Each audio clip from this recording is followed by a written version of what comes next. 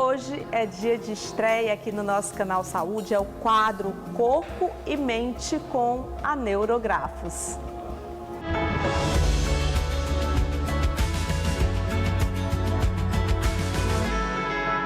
Corpo e Mente. Os hábitos alimentares são construídos desde cedo, assim que o bebê começa a se alimentar ainda com leite materno.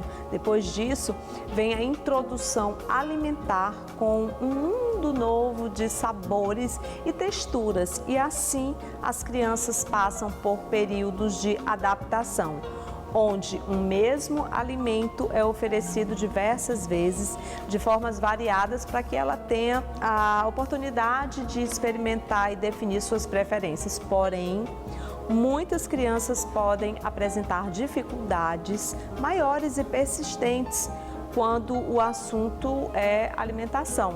Isso é o que chamamos seletividade alimentar infantil ou recusa alimentar. O nosso tema de hoje é com a nutricionista Juliane Carvalho, a quem eu dou uma boa noite, agradecendo a participação no programa. Seja bem-vinda. Bom, explica pra gente como é que funciona a seletividade alimentar. A seletividade alimentar é uma condição onde a criança ou até um adulto, né, ele apresenta uma recusa por determinado alimento ou ele não consegue experimentar novos alimentos e ele tem um repertório alimentar muito reduzido. Então, habitualmente, ele tem o costume de sempre consumir aqueles mesmos alimentos. Nas mesmas refeições. Existem tipos diferentes de seletividade alimentar?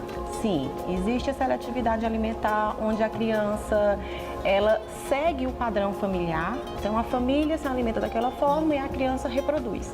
Existe a seletividade que está relacionada a uma sensibilidade sensorial, né? A criança ela apresenta uma sensibilidade sensorial, ela não consegue consumir alimentos que têm uma determinada textura, que têm um determinado cheiro, uma determinada forma, né? Então é mais relacionado à questão sensorial. E tem a seletividade de alguma coisa biológica. Então, a criança, ela sabe que quando ela bebe leite, ela sente um desconforto. Então, ela naturalmente vai evitando aquele alimento, porque ela sabe que de alguma forma está prejudicando a saúde. E aí onde entra o papel importante dos pais observarem essa questão, inclusive de lidar com a recusa das crianças, porque muitas vezes o que acontece, o pai e a mãe vai lá e acha que a criança está com birra. Isso. Ou porque a criança não quero isso, eu quero outra coisa, e não é isso. Então é importante a gente chamar a atenção dos pais com relação a esse cuidado. A criança, ela tem uma seletividade alimentar, tem algo ali que os pais precisam investigar. Inclusive, essa ansiedade dos pais, né, com relação à alimentação da criança, do ambiente familiar, um ambiente onde a criança é constantemente reprimida, onde ocorrem muitas brigas, porque a criança recusa. Então, esse ambiente é favorável para que a recusa aumente. Então tem que ter muita atenção em relação a isso. Agora me diz uma coisa, Juliane, é verdade que aqueles pratos coloridos, criativos, com bichinhos, eles podem auxiliar a aceitação do alimento? Sim, então influencia tanto pela questão sensorial, né? O alimento colorido, ele vai chamar mais a atenção da criança, como também pelo cuidado, né? Aumenta o vínculo dos pais com a criança, porque a criança ela vai se sentir acolhida, vai se sentir amada, vai sentir que houve uma preocupação ao fazer a sua refeição. Existem formas de evitar? Sim, então o tratamento, né, da seletividade alimentar, ela começa ainda na gestação. Sim. Então está muito relacionado com o que a mãe comeu durante a gestação. Também tem relação com como foi feita a introdução alimentar. Então hoje a gente sabe que alguns métodos que eram usados antigamente de introdução alimentar, eles agravam quadros de seletividade. E também está relacionado com a amamentação, né? Se essa criança mamou, se ela não foi amamentada, o tempo de duração da amamentação e também a época onde se iniciou a introdução alimentar. Então, hoje nós sabemos que a idade adequada é a partir de 6 meses, mas em alguns casos as famílias elas começam mais tarde. Então, alguns estudos mostram que crianças que começaram a introdução alimentar mais tarde, desenvolveram algum tipo de seletividade alimentar. Quando falamos da seletividade alimentar, é muito comum lembrarmos das crianças com autismo. Inclusive, o Dia Mundial da Conscientização do Autismo foi no começo desse mês de abril, dia 2. Então, esses pacientes, eles com certeza apresentam muito mais dificuldades, né? Isso. Então, aí no autismo nós temos uma quantidade enorme de alterações sensoriais que dificultam que a criança aceite alguns tipos de alimento. Então, a família tem uma certa dificuldade de conduzir o processo de introduzir esses alimentos, né, e acabam evitando, né, de colocar outras vezes na dieta da criança. Então, assim, se você coloca algumas vezes na dieta da criança determinado alimento, você tenta uma, tenta duas, tenta três e você desiste, então a criança ela não vai mais ter acesso àquele alimento.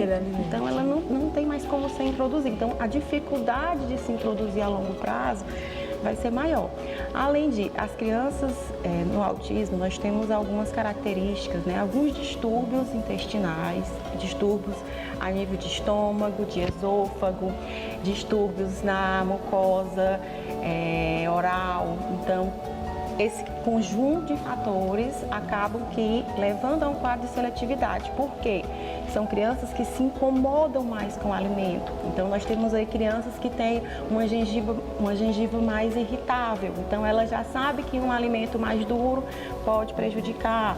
Temos aí crianças que têm quadros de vômitos constantes. E algumas situações onde não é perceptível. Então, nós temos muitos quadros de refluxo. O refluxo é muito comum no autismo, mas não é observado pela família. A criança, ela sente que está incomodando, mas ela não consegue verbalizar em alguns casos. Então, ela sabe que comendo aquilo agrava, mas ela não consegue verbalizar para a família que ela sente. Ou seja, ela come aquilo, ela não verbaliza ali para a família, mas ela sabe que ela vai chegar ali no determinado horário para vomitar, para passar mal e tudo.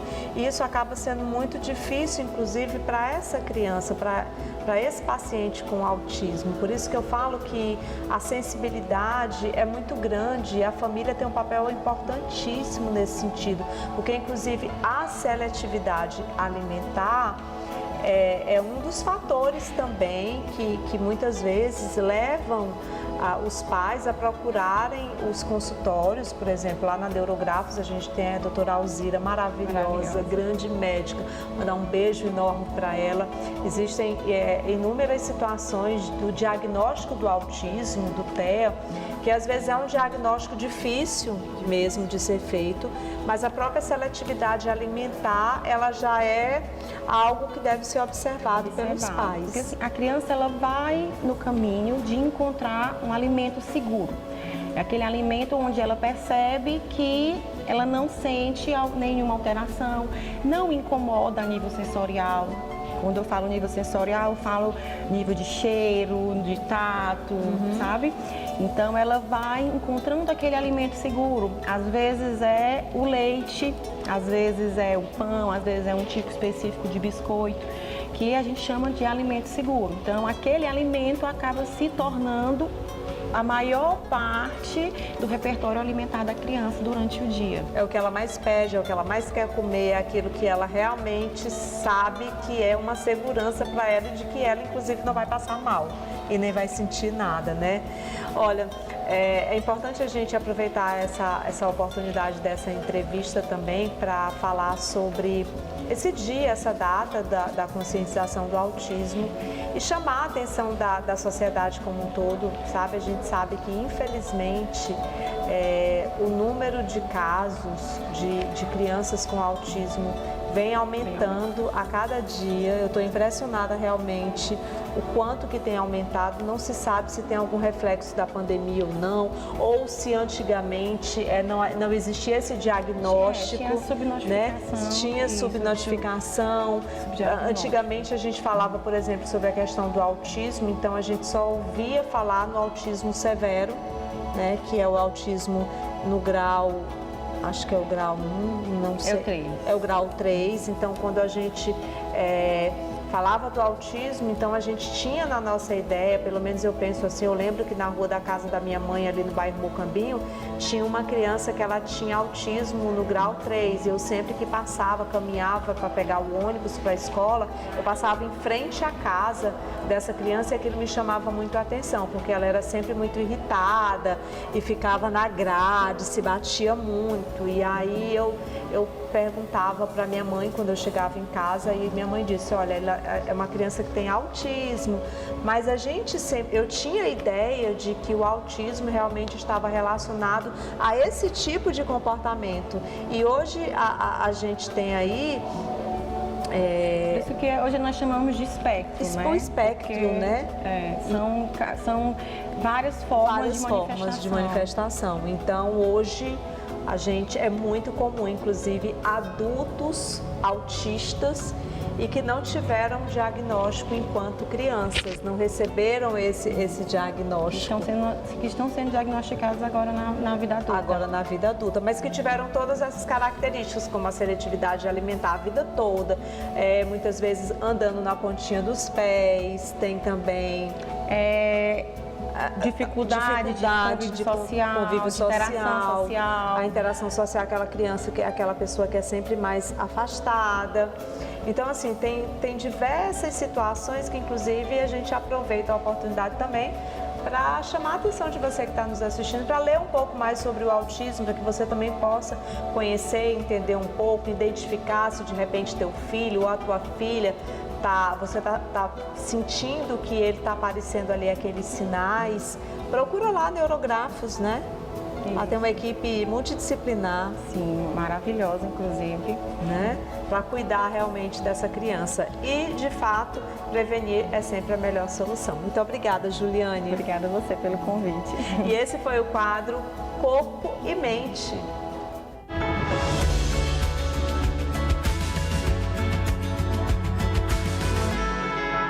Corpo e Mente.